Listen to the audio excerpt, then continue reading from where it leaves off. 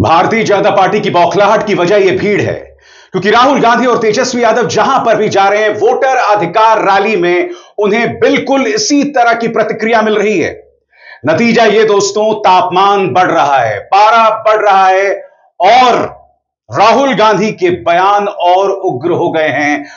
उन्होंने प्रधानमंत्री नरेंद्र मोदी पर सीधा प्रहार किया है और कहा है कि वोट चोरी पर प्रधानमंत्री नरेंद्र मोदी चुप क्यों हैं।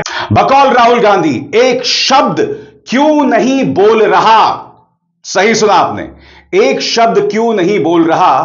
और भारतीय जनता पार्टी ने इसे मुद्दा बना लिया है कि राहुल गांधी भाषाई मर्यादा भूल रहे हैं, तू तड़ाक कर रहे हैं। सबसे पहले सुनिए दोस्तों, राहुल गांधी कह क्या रहे हैं, उसके बाद मैं उसकी चर्चा करूंगा। अगर मैं आरोप लगा रहा हूं प्रधानमंत्री पे हर रोज कि तुम वोट चोर हो, प्रधानमंत्री चुप क्यों है?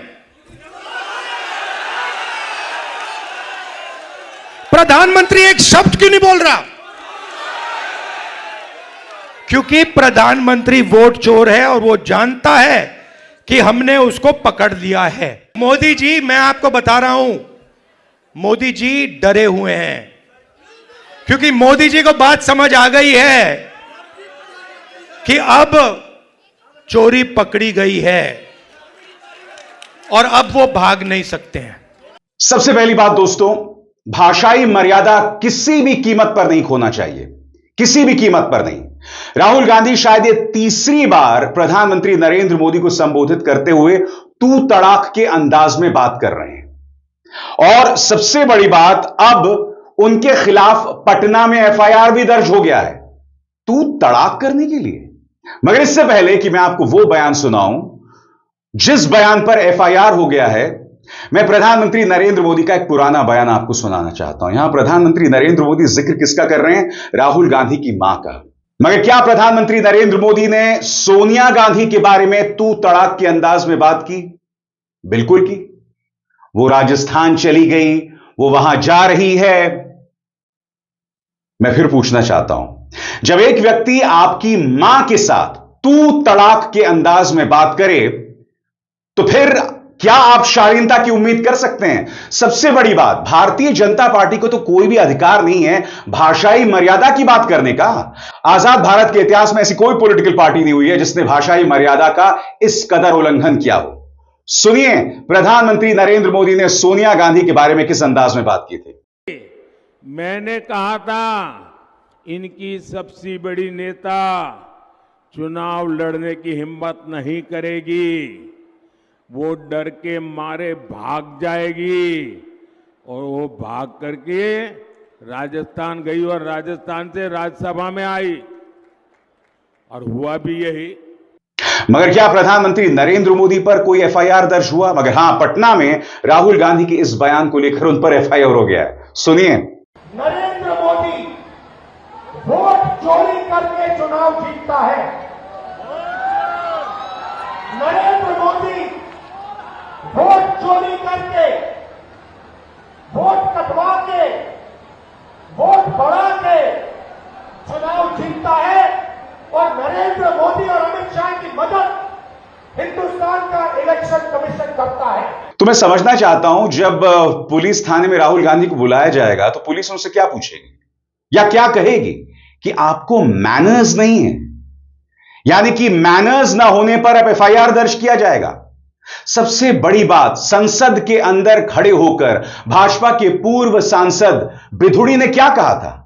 आए दिन भारतीय जनता पार्टी की ये दो प्रवक्ता गौरव भाटिया और प्रेम शुक्ला डिबेट्स में क्या कहते हैं, संबित पात्रा क्या कहते हैं? लंबी चौड़ी फहरिस्त है। अरे भारतीय जनता पार्टी के नेता सम्राट चौधरी ने तो यह तक कह दिया था कि लालू प्रसाद यादव को उनकी बेटी ने किडनी इसलिए दी क्योंकि उनकी बेटी को लोकसभा सीट चाहिए थी। जब आप बाप बेटी के रिश्ते पर इस तरह के बयानात दे सकते हैं, तो आपको भाषाई मर्यादा पर बिल्कुल भी कुछ कहने का अधिकार नहीं है। बहरहाल हम लौटते हैं इस मुद्दे पर दोस्तों, बिहार की राजनीति पर। और यहां पर राहुल और तेजस्वी लगातार पारा बढ़ा रहे हैं। और जैसे मैंने बताया दोस्तों, तेजस्वी बिहारी अस्मिता का मुद्दा उठा रहे हैं। उन्होंने कहा कि ये दो गुजराती लोकतंत्र को तबाह कर देना चाहते हैं। सुनिए एक बार फिर या ये कहा जाए रोज बिहारी अस्मिता का मुद्दा उठा रहे हैं तेजस्वी और बिहार बनाम गुजरात बना रहे हैं। सुना जाए। हम सब लोगों के जो पुरखे रहे हैं, बीपी मंडल जी हो, कर्पूरी ठाकुर जी हो, बाबू जगदेव जी हो,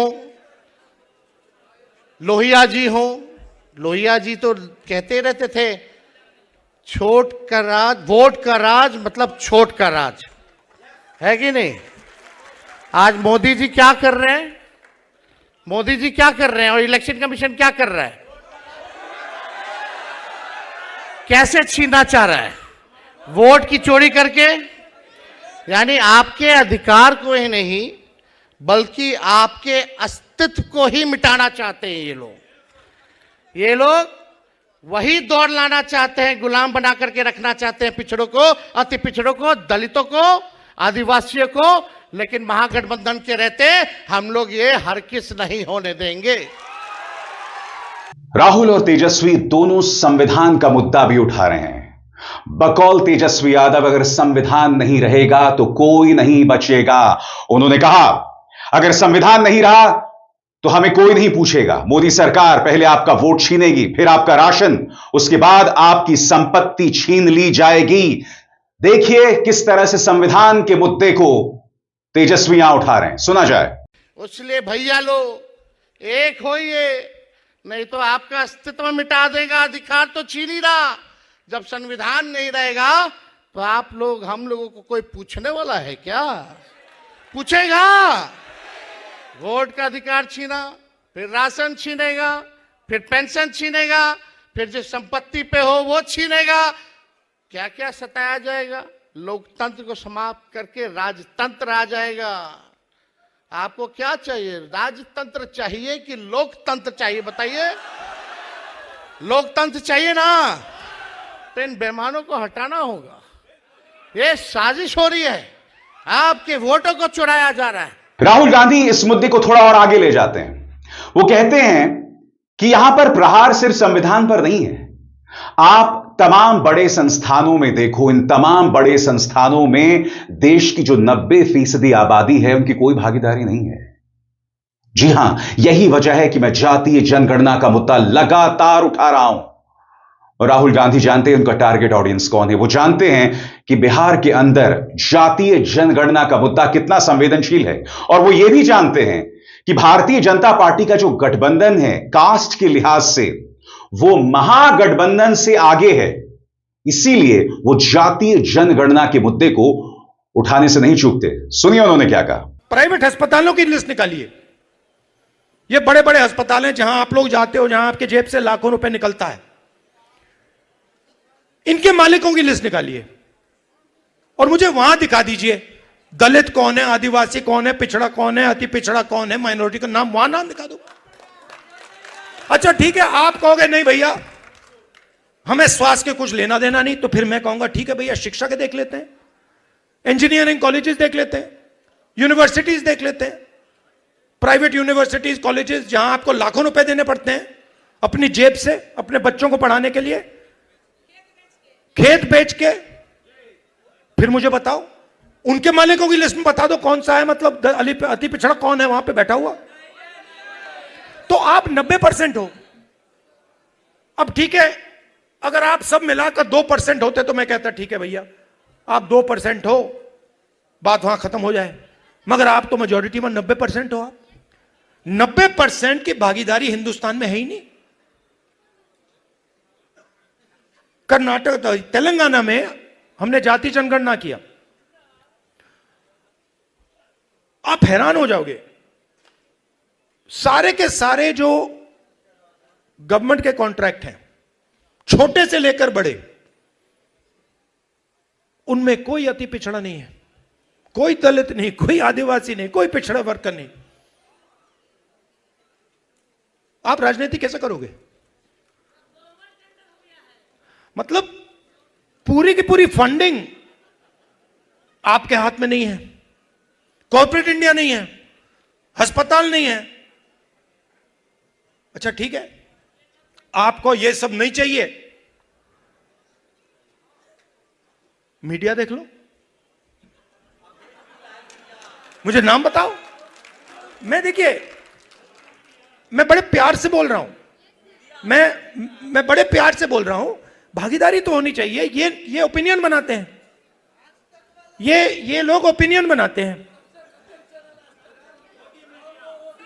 नहीं, वो आपने बोला सबसे खराब आज तक है, मगर मुझे ये बताओ, एंकर्स में से मालिकों में से मुझे अति पिछड़ा नाम बता दो, मुझे दलित नाम बता दो। छोड़ो अति पिछड़ा, छोड़ो, दलित बता दो, पिछड़ा बता दो। नहीं है तो कॉर्पोरेट इंडिया उधर नहीं हो, आप मीडिया में नहीं हो। अच्छा, बॉलीवुड की बात करते हैं, वहां पे नाम बता दो, एक वहां बता दो। है ही नहीं, बहुत कम, क्या है ही नहीं। तो इसीलिए मेरी सोच है कि दो चीज से शुरुआत होगी। सबसे पहली चीज, नेशनल लेवल पर जाति जनगणना, जिससे सबको पता लग जाएगा कि भैया हमारी इतनी भागीदारी है इस देश में। और आगे बढ़ने से पहले एक जरूरी संदेश, मेरे कार्यक्रमों के लिए आप नोटिफिकेशन का इंतजार मत कीजिए। मेरे चैनल में जाइए और खुद जाकर कार्यक्रम देखिए और रहिए अपडेटेड। और हां, ज्वाइन कीजिए मेरा चैनल, देखिए यह जरूरी संदेश। स्वतंत्र और आजाद पत्रकारिता का समर्थन कीजिए, सच में मेरा साथी बनिए। बहुत आसान है दोस्तों, इस ज्वाइन बटन को दबाइए और आपके सामने आएंगे ये 3 विकल्प, इनमें से एक चुनिए और सच के इस सफर में मेरा साथी बनिए। और फिर वो संविधान का मुद्दा उठाते हैं। वो कहते हैं कि वोट चोरी संविधान पर प्रहार है, यानी संविधान सर्वोपरि है। यह संविधान जो दलितों, वंचितों और पिछड़ों को न्याय देने का वादा करता है, और वोट चोरी इसी संविधान पर प्रहार है। सुना जाए। वोट चोरी होती है तो इस संविधान पर आक्रमण होता है। इस संविधान में लिखा है कि हिंदुस्तान के एक नागरिक को एक वोट मिलेगा, चाहे वो अंबानी हो, चाहे वो सबसे गरीब व्यक्ति हो, किसान हो, मजदूर हो, वोट एक मिलेगा। माधवापुरम में एक व्यक्ति का नाम 4-5 बार वोटर लिस्ट पे आता है। यह संविधान पर आक्रमण है और यह हम नहीं सहेंगे, यह हम नहीं होने देंगे। और नरेंद्र मोदी पर, प्रधानमंत्री नरेंद्र मोदी पर उनके बयान लगातार उग्र होते जा रहे हैं। वो कह रहे हैं कि प्रधानमंत्री जानते हैं कि उनकी वोट चोरी पकड़ी गई है और वो भाग नहीं सकते। सुनिए उन्होंने क्या कहा। मैं आपको बता रहा हूं, मोदी जी डरे हुए हैं, क्योंकि मोदी जी को बात समझ आ गई है कि अब चोरी पकड़ी गई है और अब वो भाग नहीं सकते हैं। हम आपको दिखाएंगे कि सिर्फ माधवपुरा में चोरी नहीं हुई है, लोकसभा में चोरी हुई है, हरियाणा में चोरी हुई है, महाराष्ट्र में चोरी हुई है, मध्य प्रदेश में चोरी हुई है, और अब ये बिहार में चोरी करने की कोशिश कर रहे हैं। दोस्तों, तू तड़ाक पर काबू पाना तो बहुत दूर की बात, राहुल गांधी बेबाकी से और पूरे दमदार अंदाज से कह रहे हैं कि भाई भारतीय जनता पार्टी मुझसे लगातार कह रही है कि वोट चोर मत कहो, मगर ये सिर्फ मेरे शब्द नहीं है, आज बिहार का बच्चा कह रहा है वोट चोर गद्दी छोड़। सुनिए राहुल गांधी ने इस मुद्दे को किस तरह से उठाया। मैं 2-3 बीजेपी के, मैं भी बीजेपी के 2-3 एमपीज को जानता हूं। मेरे फोन पे मैसेज आ रहे हैं, आप प्रधानमंत्री को वोट चोर मत कहिए। कैसे मत कहूं भाई, है तो कहना पड़ेगा। अब ये तीर जाके सीधी टारगेट पे लगेगी। तो आपके गांव के बच्चे, यहां पे तो भैया 6-6 साल के बच्चे बोल रहे हैं वोट चोर वोट चोर वोट चोर, नारा बन गया है। और जो बिहार में शुरू होता है वो पूरे देश में फैलता है, वो रुकता नहीं है। जैसे मैंने कहा, भाषाई मर्यादा को हम कभी नहीं त्याग सकते, क्योंकि राहुल गांधी को मैं दूसरी या तीसरी बार सुन चुका हूं प्रधानमंत्री नरेंद्र मोदी के साथ तू तड़ाक करते हुए मैं इस बात को भी समझता हूं कि प्रधानमंत्री नरेंद्र मोदी ने उनकी मां के बारे में तू तड़ाक के अंदाज में बात किया था। और बात वहां नहीं रुकती है। प्रधानमंत्री नरेंद्र मोदी का एक इतिहास रहा है। आप भूल गए पश्चिम बंगाल के चुनाव में जहां जाते थे दे दे ओ दे दे। शशि थरूर जो आजकल भारतीय जनता पार्टी के करीब हो रहे हैं, क्या वो भूल गए कि उनकी स्वर्गीय पत्नी के बारे में प्रधानमंत्री नरेंद्र मोदी ने 50 करोड़ की गर्लफ्रेंड कहा था? जब रेणुका चौधरी संसद के अंदर हंस रही थी तब प्रधानमंत्री ने कहा था कि रामायण में इस हंसी को सुनने के बाद पहली बार काफी दिनों बाद हमने यह हंसी सुनी।